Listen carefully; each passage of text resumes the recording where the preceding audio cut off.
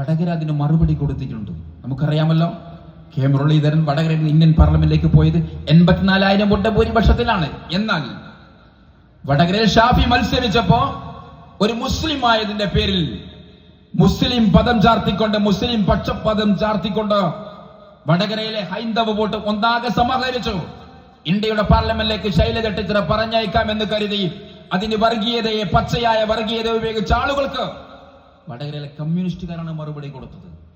ഇവിടെ എത്രയാണ് ഭൂരിപക്ഷം? 20 അടുത്താണ്. എന്റെ നിയോജക മണ്ഡലത്തിൽ 23,000 വോട്ടിന്റെ ഭൂരിപക്ഷത്തിലാണ് കഴിഞ്ഞ നിയമസഭാ തെരഞ്ഞെടുപ്പിൽ CPM സ്ഥാനാർത്ഥി LDF കൺവീനർ TP രാമകൃഷ്ണൻ നിയമസഭയിലേക്ക് പോയത്. എന്നാൽ പാർലമെന്റിലെ ഇലക്ഷൻ റിസൾട്ട് വന്നപ്പോ 22,000 വോട്ടിന്റെ ഭൂരിപക്ഷം അവിടെ ഐക്യ ജനാധിപത്യ മുന്നണിക്ക് ലഭിച്ചു.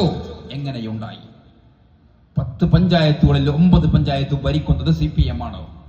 ഒരു പഞ്ചായത്ത് ഇടക്കാലത്ത് ഐക്യ ജനാധിപത്യ മുന്നണിക്ക് ലഭിച്ചു. എന്നാൽ ഈ 10 പഞ്ചായത്തുകളിലും CPM ബഹുദൂരം പിന്നിലായിരുന്നു കഴിഞ്ഞ പാർലമെന്റ് തെരഞ്ഞെടുപ്പിൽ.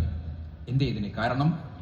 കേരളത്തിലെ കമ്മ്യൂണിസ്റ്റുകാരെ പോലും മനസ്സിലാക്കാൻ ഒരു ഭരണകൂടം മറന്നു പോകുമ്പോ ശക്തമായ തിരിച്ചടി നിങ്ങൾ നൽകും എന്ന് കരുതി ഞങ്ങൾക്ക് സംശയമില്ല. ഇന്നലെ ഒരു മുൻ മന്ത്രി പറഞ്ഞില്ലേ കഴിഞ്ഞ കാല തിരഞ്ഞെടുപ്പുകളെ കുറിച്ച്.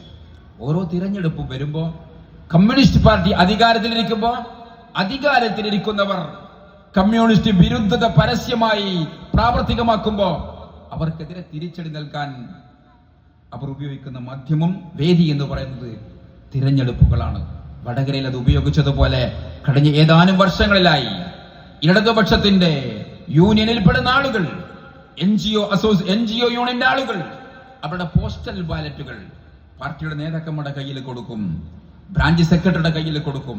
അങ്ങനെ കൊടുക്കുമ്പോ ഇവർക്കൊരു സംശയം, ഇന്ന് ഒരു അധ്യാപകൻ NGO യൂണിയന്റെ പ്രവർത്തകനാണോ, പക്ഷെ അദ്ദേഹം വോട്ട് ചെയ്തത് എവിടെയാണെന്ന് നോക്കുമ്പോ പലപ്പോഴും അവർ രഹസ്യമായി ചെയ്യുന്ന വോട്ട് ഇടതുപക്ഷത്തിന് അനുകൂലമല്ലാതെ ചെയ്യുമ്പോ, പ്രതികൂലമായി വരുമ്പോ ആ വോട്ട് ഞങ്ങൾ തിരുത്തിയിട്ടുണ്ടെന്ന് പറയുന്നത് അല്പമെങ്കിലും മാന്യനെന്ന് കമ്മ്യൂണിസ്റ്റ് പാർട്ടിയുടെ നേതാക്കന്മാരിൽ നമ്മൾ കാണുന്ന G. സുധാകരൻ പറയാ.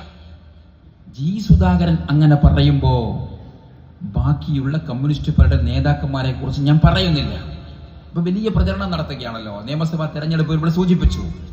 വലിയ PR വർക്ക് നടത്തി 200 കോടി രൂപ ചെലവഴിച്ച് കേരളത്തിലുടനീളം പിണറായിയുടെ മുഖം നമ്മളെ കാണിക്കുകയാണ്. കാണിച്ചോളൂ, പ്രശ്നമില്ല. പക്ഷേ നിങ്ങൾ മറന്നുപോയ ഒരു കൂട്ടരുണ്ട്. ആ കൂട്ടർ നിങ്ങൾ കമ്മ്യൂണിസ്റ്റ് പാർട്ടിക്ക് വേണ്ടി സിന്ദാബാദ് വിളിച്ചവരാണ്.